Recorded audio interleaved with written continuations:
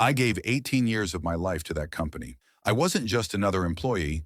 I was the backbone of engineering. I was the guy who made things work when they failed. When we started, it was just a handful of us in a cramped office, dreaming big and working late. I built the systems, led the teams, solved problems no one else could touch. Every milestone we reached had my fingerprints on it. I trained the new hires, mentored junior developers, and stayed up countless nights when deadlines threatened to drown us. And we scaled, big, from a small-time operation to a major player in the industry. My leadership, my vision, and my commitment helped drive that growth. But none of that mattered in the end. They didn't even have the decency to tell me face to face. It was a cold meeting room with the HR lady and a senior exec I barely knew. No thank you, no recognition. Just a carefully worded statement about cost cutting and restructuring. I was too expensive, and they said. Suddenly, the years I poured into that place became a line item on a spreadsheet. Just like that, I was out. It hit me hard. Not just the job, but the betrayal. I built their success. I hired and shaped the very people who now stood silent when I walked out the door. They used my knowledge, my work ethic, and then discarded me like I was a temporary contractor. I went home that night with my box of belongings, numb, humiliated, and angry. I stared at my name on old engineering patents framed on the wall. Patents they still use, by the way. I wasn't just upset. I was fired up. Because deep down, I knew something they didn't. I didn't just build systems. I built ideas. And I kept the most important ones close to my chest. They thought they'd cut me out, but I was already 3 moves ahead. What they didn't know was that the real foundation, the one that mattered, was still with me. And I wasn't done yet. Not by a long shot. You're just too expensive now. That was it. That was all my boss had to say after nearly 2 decades of giving everything I had to that company. No talk of the late nights, no mention of the countless projects that succeeded because I pushed us through the rough patches. Just a cold, rehearsed line about the budget, as if loyalty and the ideas I brought to life suddenly had an expiration date. I sat there waiting for something more, some acknowledgement that I wasn't just another name on the payroll, but nothing, just budget cuts. Numbers on a screen that somehow outweighed years of dedication. It didn't matter that I was there when we barely had enough funding to keep the lights on. It didn't matter that I scrapped together solutions when everything seemed to fall apart. Apparently, once things got good, I became a liability. The very systems running smoothly now, I built those. The engineers confidently leading projects today, I trained them. But none of that carried any weight in that moment. I wasn't being let go because the company couldn't afford me. I was being let go because somewhere along the line, my value had turned into a number they wanted to cut. As I looked across the table at my boss, someone who used to come to me for advice when everything was on fire, I felt the sting of betrayal more than anything.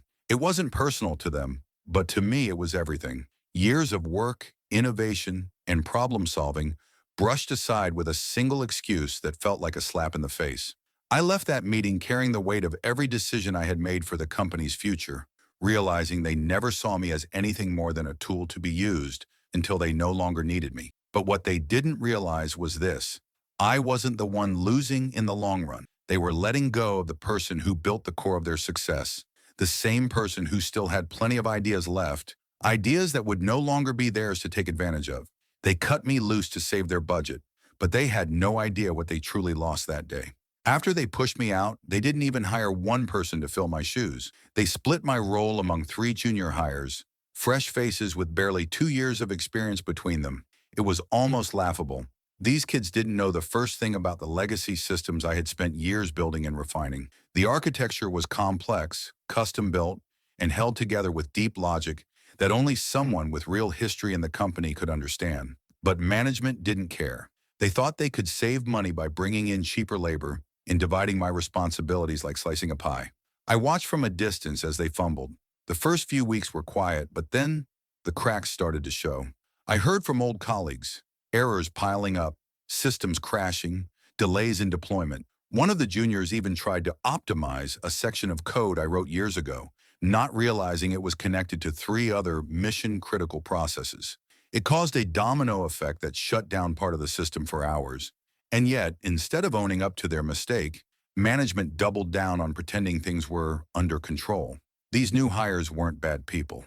They were just thrown into deep water with no life jackets. They didn't have the background, the training, or the instinct that only comes from living and breathing those systems for years. They were following checklists, unaware of the hidden logic built into every line of code I had written. Every time something broke, I imagined them scrambling, staring at screens filled with functions they didn't understand, hoping they wouldn't be blamed. Meanwhile, the leadership team that had once leaned on me for everything acted like none of this was a big deal. They were too busy patting themselves on the back for saving money. But what they didn't realize was that they had quietly set fire to the engine room while celebrating on the deck. My absence wasn't just noticeable, it was damaging. And deep down, they knew it. They'd gambled on cutting corners with cheaper replacements, but they were already starting to pay the price. And I hadn't even started making my next move yet. They thought they were done with me, but I wasn't done with them. While they moved on with their junior team, I stayed quiet and watched. What they didn't realize was that I still had remote access to some of the key diagnostic tools I had personally built and secured, buried deep in the back end of the system. These weren't just admin panels or dashboards. These were the core utilities I used to monitor, test, and debug the entire infrastructure. And since no one else knew they existed, no one thought to revoke my access. I didn't touch anything right away. I waited, watching from a distance as their shiny new setup started to show signs of weakness. I saw errors piling up. I saw them making bad decisions, trying to patch problems without understanding the source. I saw the juniors blame each other when things broke, and I saw management keep pretending everything was fine. That's when I began my silent revenge. Not loud, not dramatic, just quiet moves that nudged the system exactly where it hurt the most. I didn't break anything. I just let things fall apart naturally. When one of the junior devs rewrote a section of code, I let it pass, knowing it would trigger a hidden dependency they hadn't discovered yet. When their deployment schedule was off by a few hours, I adjusted a silent task runner that made their timing look worse. I watched them get more confused, more desperate, as they tried to figure out what was going wrong. No one suspected me, because no one knew how deep my hands had once reached into that system. I had built it like a living machine, with layers upon layers of logic and fallback protocols. And now they were trying to fly it blind. I didn't need to hack anything. I didn't need to force failure. I just watched the system respond to their incompetence and gently help the cracks widen. Every alert, every error, every unexplained issue, it all added pressure. And I stayed in the shadows, silent, calm, and patient. They thought cutting me out would save them money, but they were slowly bleeding resources, time, and trust, and they didn't even know why. It started small, just a few delays here and there. At first, the junior team thought it was just the usual post-update hiccups, but things got worse. Updates that should have rolled out smoothly kept failing. Automated reports either didn't generate or spit out incomplete data. The scheduling system glitched, sending alerts at the wrong times. Core systems that had always run like clockwork began to lag without warning. And the best part? I wasn't even touching a single line of code. Not yet. They scrambled, trying to find what was wrong. Meetings piled up. The team dug through lines of code they barely understood, patching things blindly. But the more they tweaked, the more unstable everything became. The systems weren't broken because I sabotaged them. They were breaking because they were never built for amateurs to manage. The custom logic, the dependencies, the hidden links between systems, I had built them with precision. Remove the person who knew how it all fit together, and it was only a matter of time before the whole machine started groaning under its own weight. Their panic grew. Clients started noticing delays. Support tickets tripled. One junior developer made a change to try and fix the lag, but it clashed with a legacy patch I'd written years ago and brought down half the internal tools for hours. I could almost hear the chaos from where I was sitting. Still, I did nothing. I just watched. Upper management tried to keep it quiet, blaming temporary bugs and scheduled maintenance in company emails. But word started spreading inside the company. People were asking why everything suddenly went downhill right after I left. The timing wasn't subtle, and neither was the decline. I had become their silent ghost, the missing link haunting every broken feature, every late report, every failed deployment. And while all of this unfolded, I kept my hands clean. I wasn't hacking, I wasn't interfering. I was just letting the truth do its job. Without me, they were lost. Without the experience and insight I carried, their systems were like a ship without a captain, drifting, crashing, slowly sinking, and no one could stop it. Not yet. The call started quietly. A message here, a voicemail there. From middle managers who used to walk past me without a second glance. They suddenly wanted to catch up, hoping I'd be kind enough to lend some advice. I ignored them. I knew what they really wanted. Their team was drowning, and they were reaching for the only person who knew how to swim. A few days later, my former boss finally caved. He sent a long email acting like we were old friends. "No hard feelings," he wrote, like I'd just been given a polite send-off, not thrown out after 2 decades of loyal work. He asked if I could hop on a quick call to help stabilize things. I didn't even reply. The man who told me I was too expensive now realized how costly my absence really was. But I wasn't going to be their emergency fix. Then came the big one, the CTO. He never used to speak directly to me unless it was a quarterly meeting or something urgent. But now he was calling me directly. Voicemails, emails, even a LinkedIn message. "We could really use your insight," he said. "We're dealing with some serious performance issues." That was putting it lightly.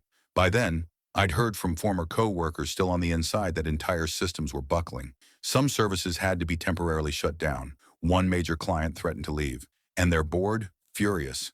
Still, I said nothing. I wasn't going to bail them out just because they finally saw the hole they dug. They had chosen this path. They thought I was disposable. They thought anyone could do what I did. Now they were realizing that what I built wasn't just code. It was structure, foresight, and experience woven into every layer. They had stripped that away, and now they were sinking fast. Their calls weren't about respect. They were about desperation, and that was the sweetest part. They had once made me feel like I didn't matter. Now they were falling over themselves just to get 5 minutes of my time. But I wasn't giving them anything. Not yet. I wanted them to feel the full weight of what they'd lost. After weeks of silence from my side and pure chaos on theirs, I finally got the message that pushed me over the edge. They wanted to rehire me, but at half my original salary. Half. The same people who said I was too expensive now wanted me back, not out of respect or apology, but as a cheap fix to the disaster they created. They thought I'd be desperate enough to jump at it. They thought I'd forget how they treated me just because they were finally feeling the heat. The email was dressed up nicely. Talk of new beginnings, mutual benefit, and rebuilding trust. But I could see straight through it. They weren't interested in rebuilding anything. They just wanted me to clean up their mess, fix their broken systems, and then quietly fade away again. They even tried to act like they were doing me a favor by offering an opportunity to return. I almost laughed. They clearly didn't understand the value of what they'd thrown away. I had given them nearly 20 years of my life. I built the foundation, the structure, the tools, the culture. I carried their entire backend on my shoulders for years, and now they were offering me half the pay to do triple the work because their new hires couldn't even figure out how to reboot a server without crashing 2 others. They didn't want me. They wanted damage control, but I wasn't going to be their Band-Aid. I didn't even bother replying. Let them sit in their broken systems and sleepless nights. Let their clients keep walking away. Let the board keep demanding answers. They made a decision when they let me go. Now they could live with it. Word started spreading fast, especially after I leaked their offer to a few trusted contacts still in the tech space. Suddenly, their reputation took another hit. People were whispering about how badly they'd mishandled things, how they insulted the one person who could have saved them. I didn't need revenge through sabotage. I got it through silence, through letting them fail publicly while they scrambled for solutions. And every hour they kept losing money, clients, and time was a reminder that cutting corners doesn't just hurt, it burns everything down. While they were busy falling apart, I was already 10 steps ahead. I hadn't just sat around watching them sink. I'd made my move quietly. One of their biggest competitors had reached out not long after I was let go. They knew my value. They'd seen my work from the outside for years. And the moment they heard I was available, they made a real offer, one that respected my experience and gave me the freedom to build without politics or egos in the way. I joined them without making noise. No LinkedIn announcement, no emails to old coworkers. I didn't need the attention. What I needed was a clean slate and a platform to do what I do best. And here's the kicker. This rival firm wasn't just another tech company. They were hungry. They wanted to scale. They wanted to compete directly with the place that fired me. And with me on board, they finally had the edge. I didn't just bring my skills. I brought deep knowledge of architecture, workflows, vendor relationships, the whole ecosystem I'd helped build at my old company. I knew where their weaknesses were, what they were planning, what they depended on. I didn't need to sabotage anything. I just used that knowledge to help my new team leap forward, faster, cleaner, stronger. We started winning contracts they used to own. Clients who'd worked with me before began reaching out, asking if we could take over. Slowly, their grip on the market started slipping, and they couldn't figure out why.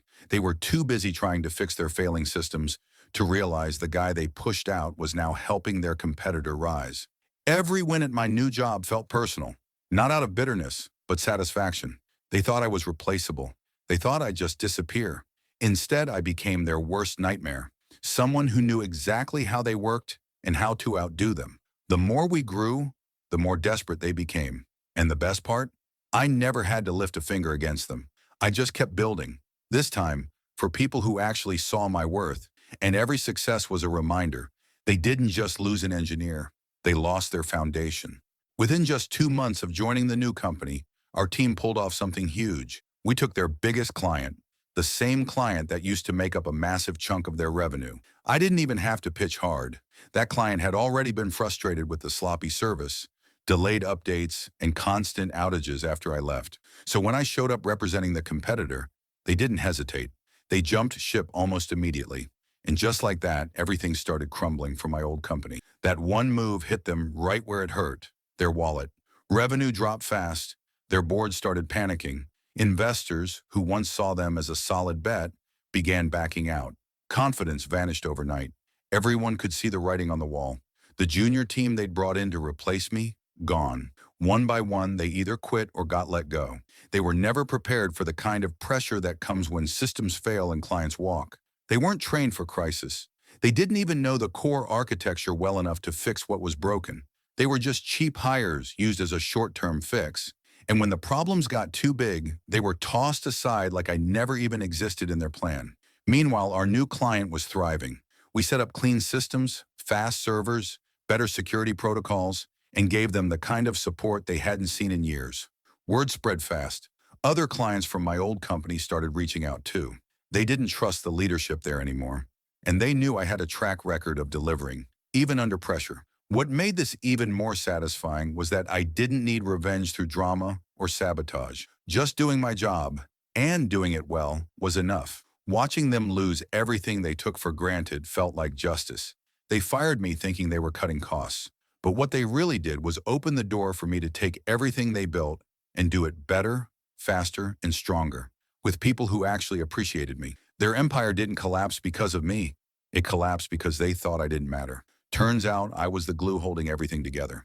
Now the tables have fully turned. The same man who looked me in the eye and said I was too expensive is now unemployed and desperate. Word got around fast after they lost their biggest client and investor confidence crashed. He was forced out by the board, quietly, with no celebration, no farewell party. Just a silent push out the door. The one who thought he could run the company without me is now sending feelers through LinkedIn, asking for connections, even reaching out to people I know, hoping someone will help him land a new role. What he didn't expect was that I'd be in a position of real power again. I'm not just working at a competitor, I'm leading engineering there. I'm building a team with the same values I always believed in: skill, respect, loyalty. And now I get to decide who's in and who's out. The irony, he's asking my colleagues if I'd consider recommending him somewhere. Me, the guy he threw aside like a broken tool, and he doesn't even have the courage to message me directly. He's circling around, hoping I'll forget what he did. But I didn't forget. Not because I'm bitter, but because it taught me something important. People who don't value you when you give them everything, they'll never value you when they're the ones down. And honestly, I don't need revenge. I already won. I have a stronger team, better leadership, and the freedom to create real impact again. My new company trusts me. My clients respect me. My team stands with me. He, on the other hand, is just a name on a resume, one that comes with baggage and bad decisions. He's learning the hard way that cutting corners and mistreating good people has a price. And now, while he scrolls job boards hoping for interviews, I'm leading the kind of engineering growth he once claimed was too expensive. It's poetic justice, really. The same man who thought I was replaceable now wishes he could get just 5 minutes of my time. But I'm not looking back. I've got a company to build, people to mentor, and a future that's finally in my hands again. Let him chase referrals. I'm busy leading. If you enjoyed the revenge story, like, share, comment, and subscribe to World Revenge Stories, where every tale is a new saga of revenge.